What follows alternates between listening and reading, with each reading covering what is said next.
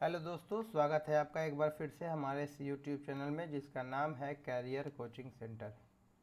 ठीक है दोस्तों, हम पढ़ रहे हैं नरेशन की कड़ी को पढ़ रहे हैं। जल्द ही नरेशन की इस कड़ी को ख़त्म करूँगा और हम लोग तब पढ़ेंगे कुछ वॉइस के बारे में हम जानकारी इकट्ठा करेंगे। इसके बाद में हम लोग डिग्री के बारे में भी जानकारी इकट्ठा करेंगे, रिमूव टू के बारे में भी जानकारी इकट्ठा करेंगे। फिलहाल नरेशन के बारे में पढ़ेंगे हम लोग। और नरेशन का जो अगला रूल है, रूल नंबर 9। तो अगर आपने अभी तक से 8 रूल को नहीं देखा है तो आप पीछे मेरे प्लेलिस्ट में जाइए और वहाँ से आप उन्हें देखिए ताकि आपको बातें समझ में आए, क्योंकि आपका एग्ज़ाम आने वाला है तो आपको प्रिपेयर रहना पड़ेगा पहले से ही। तो चलिए रूल नंबर 9 के बारे में हम लोग पढ़ते हैं और वो रहेगा हमारा जब हमारा सवाल क्या दिया रहेगा, डू नॉट या डोंट से शुरू होगा, लेकिन वो होना चाहिए किसमें, इम्परेटिव सेंटेंस में। इम्परेटिव सेंटेंस होना चाहिए, ये बहुत ही ज़रूरी बात है कि इम्परेटिव में होना चाहिए ही। ठीक है, देखिए मेरी बात को पहले समझ लीजिएगा। जैसे अगर हम यहाँ पर लिखते हैं कि डोंट यू प्ले और इसके बाद हमने एक प्रश्नवाचक दे दिया, तो ये जो डोंट है और डोंट के तुरंत बाद ही क्या आ गया, हमारा सब्जेक्ट आ गया। तो ये प्रेजेंट इंडेफिनिट यानी सिंपल प्रेजेंट टेंस में है, प्रेजेंट इंडेफिनिट का सवाल हो गया। बात को समझिएगा, डोंट के बाद अगर तुरंत ही सब्जेक्ट आ जाए और उसके बाद तो ये प्रेजेंट इंडेफिनिट में हो जाएगा। लेकिन अगर यही सवाल इस तरीके से दिया रहे कि डोंट प्ले इन द सन, सूरज में या धूप में मत खेलो, तो डोंट के बाद क्या आ गया, तुरंत वर्ब आ गया। तो ये क्या हो जाएगा, ये हो जाएगा इम्परेटिव सेंटेंस। समझ लीजिए, आप बात को ध्यान से समझिएगा, ये हो जाएगा इम्परेटिव सेंटेंस और ये क्या था, प्रेजेंट इंडेफिनिट टेंस। तो ये डू या डोंट के बाद में हमको क्या आना चाहिए, इम्परेटिव सेंटेंस आना चाहिए। ये बहुत ज़रूरी बात है। तो चलिए हम लोग इस पहले रूल को पढ़ते हैं। रूल तो बहुत ज़रूरी है, रूल को लिख लेते हैं पहले। यदि डायरेक्ट नरेशन के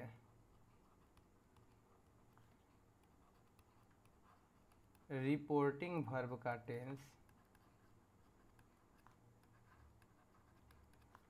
पास्ट टेंस में हो। अच्छा, आपने एक बात नोटिस किया है कि अब हम धीरे धीरे अपना राइटिंग जो है सही करने लगे हैं इस पेन टाइप टैबलेट पर। यदि डायरेक्ट नरेशन के रिपोर्टिंग वर्ब का टेंस पास्ट टेंस में हो तथा रिपोर्टेड स्पीच का वाक्य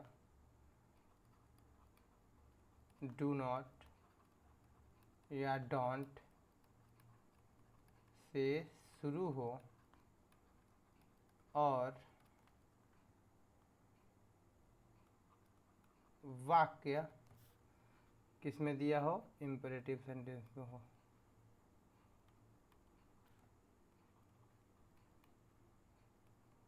इम्परेटिव सेंटेंस में हो तो इनडायरेक्ट नरेशन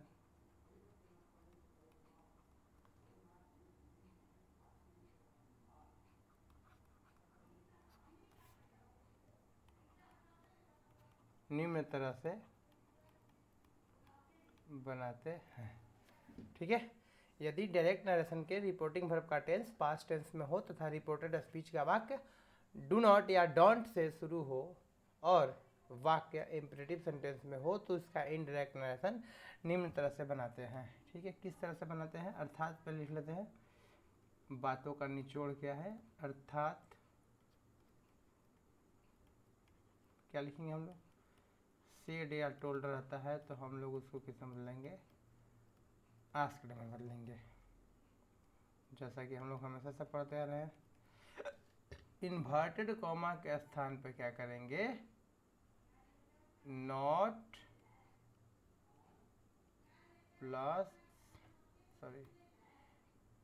आस्क्ड के बाद क्या लगाएंगे हम लोग यहाँ पर, not true plus verb 1 plus object mode लेंगे। यानी आस्क्ड लगाने के बाद इन्वर्टेड कॉमा का स्थान पर क्या करेंगे, नॉट ट्रू का प्रयोग करेंगे और वर्ब 1 प्लस ऑब्जेक्ट का प्रयोग करेंगे। लेकिन अगर कोई कहे कि हम इस रूल को फॉलो नहीं करेंगे तो उसके लिए एक और रूल है, उनको क्या करना पड़ेगा, यहाँ पर सेड या टोल्ड के जगह पे क्या करेंगे, फॉरबिड करेंगे। क्या करेंगे हम यहाँ पर, आस्क्ड था ना, हम यहाँ पर क्या करेंगे, फॉरबिड करेंगे। फॉरबिड का मतलब ही होता है मना करना या मना ही करना, ठीक है। और इन्वर्टेड कॉमा के स्थान पे अब क्या लगाएंगे, हम सीधे केवल टू लगाएंगे। उस समय नॉट टू था ना, अब यहाँ पर केवल टू लगाएंगे, two plus verb plus subject. इसीलिए मैं बोल रहा था कि रूल 9 जो है वो बहुत ही VBI है, मोस्ट इम्पोर्टेंट है, ठीक है। दो तरीके से हम इसे बना सकते हैं। तो चलिए हम एक एग्जाम्पल को भी देख लेते हैं। एग्जाम्पल देखेंगे तो सारी बातें हमें क्लियर समझ में आ जाएगी। मैं यहाँ तक रख रहा हूँ रूल को, दोनों तरीके से रूल को हम लोग फॉलो करेंगे, दोनों रूल को पढ़ेंगे। चलिए तो हम सवाल पहले लिख लेते हैं। एक सवाल है इस तरीके से, यू टोल्ड मी, तुमने मुझसे कहा, डोंट, यही एग्जाम्पल को ले लेते हैं जो यहाँ पर दिखाई दे रहा है आपको, डोंट प्ले वाला, ठीक है। डोंट प्ले इन द सन, धूप में मत खेलो, ठीक है। यहाँ पर सन का मतलब धूप हो जाएगा, तो सूरज में के धूप में मत खेलो, ठीक है। हम लोग इससे बनाएंगे कैसे, ये सबसे ज़रूरी है। तो हम लोग क्या करेंगे, यू को यू में बदल देंगे, टोल्ड को हम लोग इस वाले रूल से पहले बनाते हैं, इस ऊपर वाले से। तो यू टोल्ड के जगह पे क्या करना पड़ेगा, हमें आस्क्ड लिखना पड़ेगा, यू आस्क्ड और मी लिखेंगे। इन्वर्टेड कॉमा के स्थान पे क्या देना है भाई, नॉट टू देना है, तो हम यहाँ पर हो जाएगा नॉट टू। इसके बाद सीधे क्या है, वर्ब 1 का प्रयोग करना है। तो वर्ब 1 तो ये है, ऑब्जेक्ट है, not to play in the sun. अब बहुत लोग कहेंगे कि क्या है भाई, हम नॉट टू से ही क्यों बनाएंगे, हम उसे नहीं बनाएंगे, तो एक और तरीका से बनाएंगे, यू। अब यहाँ पर आस्क्ड के जगह पे क्या हमको लगाना है, फॉरबिड लगाना है, तो यहाँ पर हो जाएगा यू फॉरबिड मी। अब यहाँ पे क्या लगाना पड़ेगा, टू लगाना पड़ेगा, नॉट टू के जगह पे टू। बाकी कभी बात है, play in the sun. I hope कि आपको ये चीज़ें समझ में आ गई होंगी कि जब कभी भी अगर सवाल आपको दिया मिल जाए नॉट टू से, ठीक है, डोंट से अगर शुरू किया हुआ मिल जाए, ठीक है, और उसके तुरंत बाद वर्ब आ जाए, तो हम उसे किससे बनाएंगे, या तो आप नॉट टू से बनाइए, लेकिन जब आप नॉट टू लगाइएगा तो आस्क्ड लगाना पड़ेगा, और नहीं तो अगर आपकी मर्जी है तो आप सीधे फॉरवर्ड लगाइए और यहाँ पर क्या लगाइए, टू लगाइए, फॉरवर्ड के बाद टू लगाइए, नहीं तो आस्क्ड के बाद नॉट टू लगाइए।